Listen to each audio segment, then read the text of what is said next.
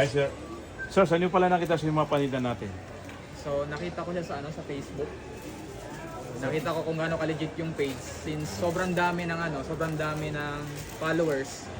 At saka nakita ko doon na madami ding bumibili. Okay. Ito si sir, nagkabil sa atin ng MacBook Pro 2024, Apple M3 Pro, 18GB memory, 512 to 14 inches liquid sa display, OS Sequoia.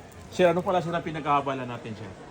Sa ngayon, freelance. Freelance, pero nag-edit talaga kayo, sir. Nag-edit po talaga ako ng mga video. Yun, guys, nakapagkwento kami guys sir about sa mga editing. So, gumagamit rin siya ng Windows and then nag-shift siya sa MacBook.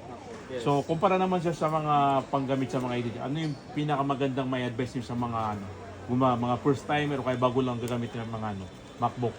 So kung first timer ka ng editor, nakita ko kung wala ka pa talagang budget, pwede kang mag-Windows.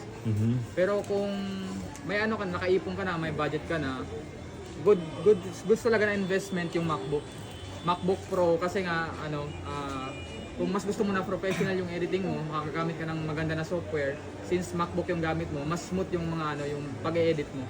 So recommended ko talaga yung MacBook, lalo na itong ganitong MacBook Pro.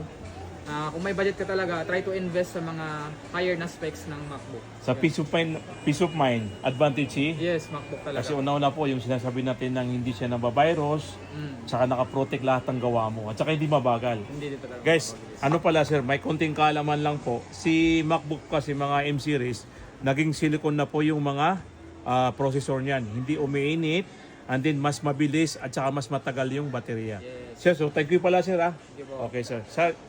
Guys, si sir ay isang editing So thank you po ulit sir. Dito lang sa Hats Gadget.